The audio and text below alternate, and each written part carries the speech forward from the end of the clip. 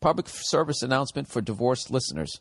Hey, Bill, a couple weeks ago, you advised divorced guys to go to another city to increase their chances of getting laid by a good 40%. Did I say that? You know, I'm just trying to fill an hour. I don't even remember saying that, and now that I've read it back, it doesn't even make sense to me. I concur. Oh, okay. I guess it does make sense. Allow me to provide a public service to these guys and save them the trouble of trying to figure out where to go. Get to Amsterdam, gentlemen. I moved here 4 years ago from Canada, and it's been insane. There are a couple of reasons for this, none of which has to do with weed or hookers, though you can go that route if you want. Reasons: Dutch women, gorgeous, with bodies sculpted by a lifetime of dairy products and riding a bike.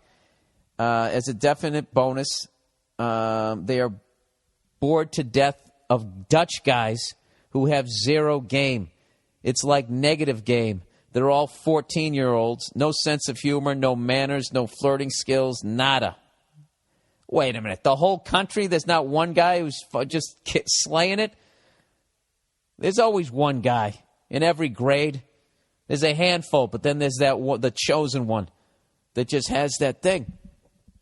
Anyways, whatever. And he goes, as a foreigner, you're way ahead of these stiffs as soon as you step off the plane. Yeah, that's true, because you have the accent. You're from somewhere different.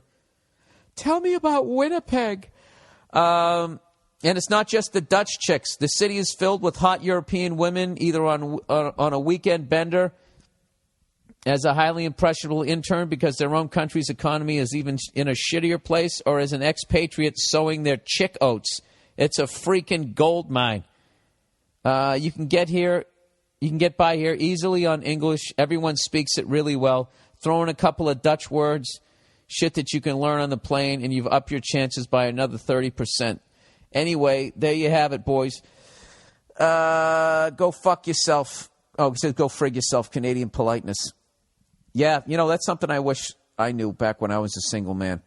Just get your ass to a different country, and you're instantly you're interesting. You have an accent, you know. Your clothes are a little different, a different perspective. You know, you've seen that. These fucking cunts come over from England. Oh, hello, love. And they're like, oh, my God, I love your accent. They're sitting there with their fucking tight pants. You can see their ankles and their balls all at the same time, you know. All right, for the birds. Hey, Bill, I got these 2 parakeets. My problem is that these little dudes don't like me. I've tried whistling, petting them. I don't know if you can pet a bird. And squirting them with water.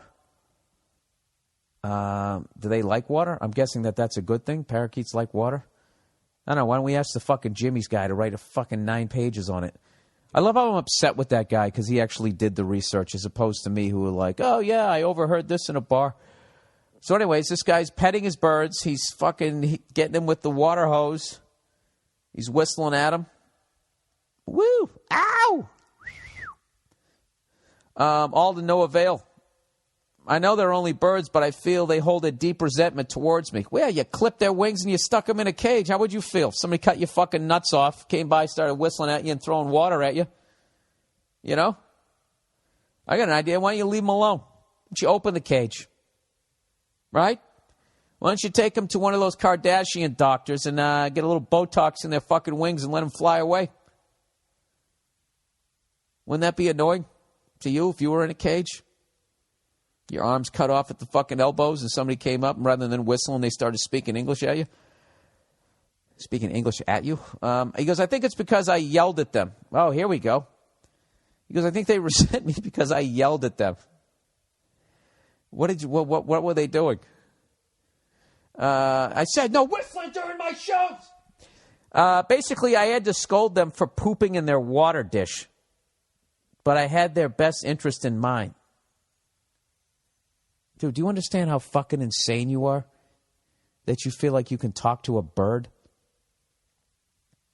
You know, why don't you, not stick the water dish, underwear that was it underneath the swing? Or what I would do is I'd just get a bigger cage. I'd get a bigger fucking cage. I'd put the water in the center that isn't near any of those trapeze bars, and hopefully they won't be at the top of the cage and still shit down on it. Or I would accept the fact that it's a bird in a cage and that it's, basically anything at the bottom of the cage might as well be the city of Dresden, right? I would just take that as part of it. I wouldn't yell at the birds. But anyways, this guy, he had to scold them for pooping in their water, but I had their best interest in mind. I heard if they drink contaminated water, it can cause a disease that makes all their feathers fall off. Well, you could also read up on it as opposed to me who just repeats shit that they hear. He goes, I do a lot for those little guys, but putting jackets on nude parakeets isn't one of them. Even if I wanted to, I couldn't. They don't even let me pet them, let alone dress them. Dude, you're not a bird guy. You should have got a dog. He goes, when I originally bought them, I imagined I would have one parakeet on each shoulder while hanging out around my house, but instead, whenever I approach the cage, they freeze in horror. Every time they do that, I can't help but remember my brother's face when he fell through the ice and we had to pull him out. I thought maybe if I bought them more toys, that would somehow help. Dude, birds' motivation isn't more toys. Their motivation is you not having energy like I'm going to fucking twist your head off.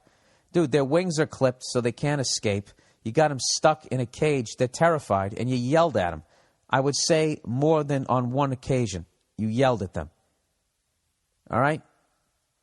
You need to fucking relax. All right?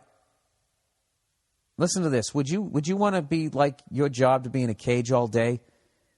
You know? And then some, I don't know, some giant comes home and puts you on its fucking shoulders. And your whole job is to enhance the giant's fucking life. You know what I mean? Have a little bit of empathy for the fucking birds. What I would do is I would just have a totally relaxed energy and hope that they forget that you're screamed at them. Treat them nicely. Don't try to pet them. Just don't fuck with them. Every time you come over, they'll gradually be like, oh, this is the guy who feeds us. This guy who brings water. This guy's on our side. As opposed to the mixed messages that you're sending them. Yeah, birds don't give a fuck about toys. Do they? I don't think they do. He said, I bought them a new toy every Friday on my way home from work, and there's a ridiculous amount of toys in the cage, and here's the kicker. They haven't played with a single one, not once. Well, dude, do you look at the birds outside? They're not out there. If you leave your toddler's toys outside, they don't go, oh, good, they left, and then they go down and they start playing on his fucking tricycle. He goes, they just stare at me. I took them to the vet, but he spent more time looking at his phone than the birds. Anyways, any advice would be greatly appreciated. I think you should find a bird lover, sir, and give the birds away. And then, I don't know, I think you should get your temper in check. And before you do that, get your temper in check. And then if you want to get a dog, it seems like you want more interaction with the pet. Most people get birds because they can have an interaction with an animal, but they don't have to walk it down the street.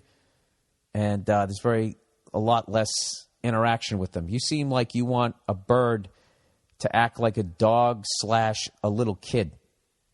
Like, hey, daddy's home. I bought you a fire engine. Oh, boy, look at that. Does the bell work? Somehow you want the bird to do that. Yeah. Please stop yelling at your birds. All right? They can't help if they shit in the water. They're birds. They're not supposed to be in cages. They fly around and they shit as they fly. They shit when they're on branches. When they have to go, they go. They don't have any stress. They don't have any shame. And there's water all over the place. So now you got them in this fucking cage with a little confined area of water. What are they supposed to do? Well, what do I know about the restaurant business? All right, size issues. Oh, Jesus, here we go again. Maybe you need a motorcycle. All right,